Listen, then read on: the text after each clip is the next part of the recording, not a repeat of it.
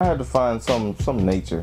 I had to find some natural escape to clear my head. I didn't like being in the city. You know, I was pretty sick of it. Couldn't take it much longer. So, long story short, I had to figure something out. So I made a list of things I could possibly do because, you know, I'm from Cleveland, Ohio. So I wanted to go west where it was warm. I'm like,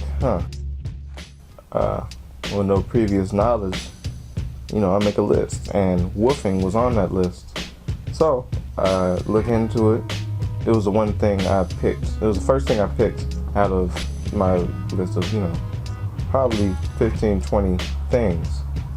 And because farming natural, you know, food and environment and everything, that just really appealed to me. So, you know, woofing said that you can spend time on any farm across the world, really, for room and board.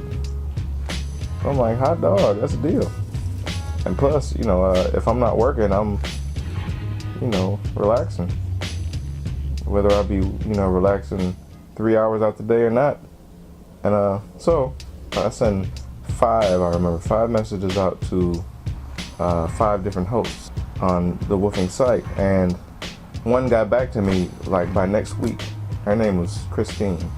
She was in Arizona, in Kingman, Arizona, and exactly where I wanted to go, or you know, exactly the type of area or span of length that I wanted to get away from the city. Well, no, I talked to Christine and I set up, you know, a day to depart. She said she was dropping off a previous woofer, and I talked to her. You know, I told her that it was going to be me and my girlfriend at the time, now fiance. Now, we're not very experienced woofers, and we're experienced at woofing or farming, so we had to work with that. She was really kind. She was really inviting about it. She was, you know, just talking about how there's a lot to learn.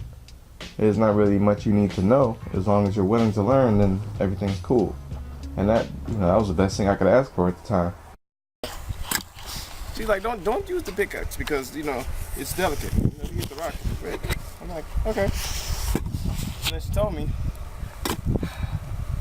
that a guy before me dug out a whole trench with a pickaxe and a shovel in a day and a half. So I'm like, okay. I'm like, zip, man. What? No, what did I say? No, she said a guy did this a day, and he was like, "What did he use?" And she said a pickaxe, and you said, but you said I couldn't use a pickaxe because you said delicate. Right. Yeah. So it was like she was like, "Oh, you can use a pickaxe. Just don't hit any big rocks." I'm like, well, there's all rocks going through here. You pissed her off. She stopped talking to you. She stopped talking. But, you know, I don't have a single problem with Christine.